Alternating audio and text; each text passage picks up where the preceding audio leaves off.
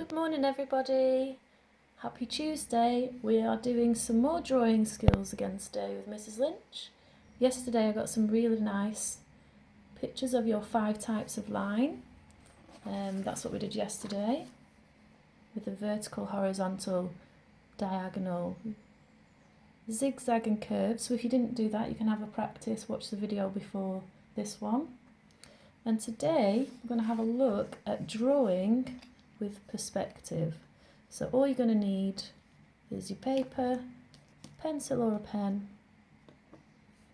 and I'll write my title down. So drawing with perspective.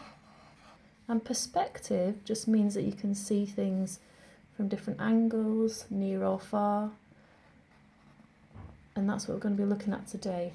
Near objects and far away objects. How do we draw those? How do we get that perspective?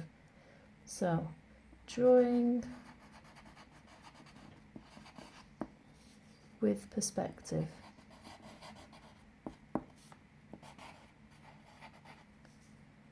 And this is great for landscape pictures. And landscape just means mountains, hills, towns, cities, anything that you can see outside. Okay, so there's our title, Drawing with Perspective, and I'm going to start off with the words far and near, just so we can see what it is we're trying to achieve. So far away will be up here, and then near will be the closer stuff at the bottom. So you can take your time with this, pause, rewind if you need to watch again. I'm just going to start first of all with the horizon line. So that just means what can you see as far as you can see. So here I will draw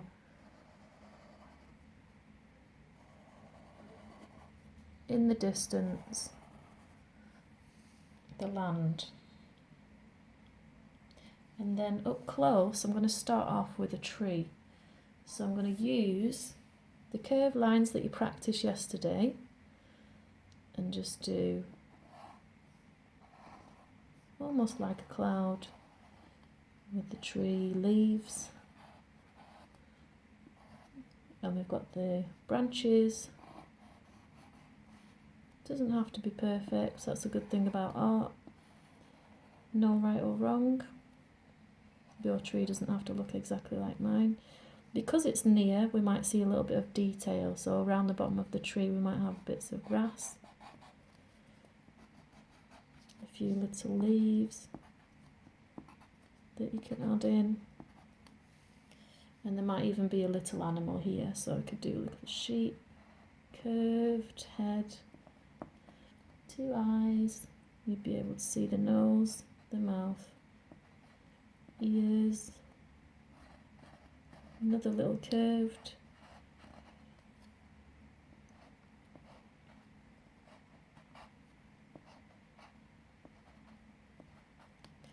we've got the vertical lines there for his legs, and a couple of diagonals, a little tail. Okay, might even have some curly hair on his head. There we go. So we've got a tree that's near, an animal that's near with a bit of detail because we can see it. Now I'm going to draw the same thing but on our far away horizon. This time, because it's further away, it's not going to be as big. So you can do the same style but just much smaller. Still with the branches, but they're not as clear, and the trunk. The grass will be much smaller. And the animal, we can still put him in, but that's also going to be much smaller. If you look at where the animal comes up to on the tree there, about similar there. So little ears, the detail of the eyes won't be seen, but you'll be able to see the outline of the fur, the legs. Okay, So it looks much further away. Now to help with this perspective, you might want to draw a road in there, leading to that faraway tree. So I'm going to put a point here that we're leading to. That's where we're leading to, and this is where we're coming from. When a road is nearer, it's going to look wider, so we need 2 points there. And then as far as the eye can see, it's going to go all the way to the top there and sort of disappear into the distance. So I'm going to do some curved lines for my road. It's not going to be a straight one, but you can do a straight one if you want. It doesn't have to be exactly the same as mine. So I'm just going from the outside up to the dot that I've done, which is my disappearing point. And I'll do the same, following on this side, up to that disappearing point. Okay, now the lines on the road, if you're doing the road, they'll be clearer as you're closer, and then they'll get smaller as you get further away.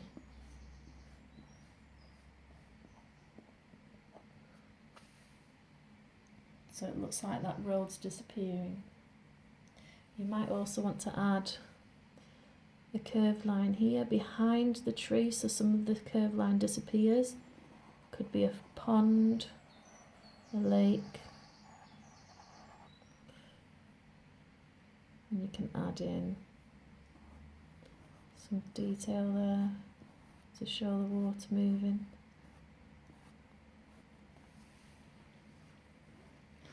And the last thing we're going to do in our perspective drawing is the sky. So I might put the sun in the corner here.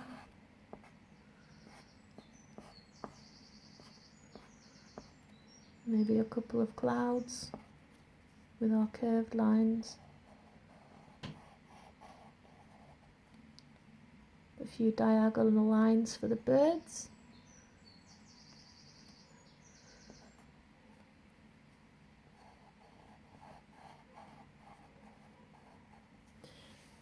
And there's our drawing with perspective. So have a go at this. You can add in more animals if you want, more detail in the part of your picture that's nearer, and small details at the top for bits that are far away.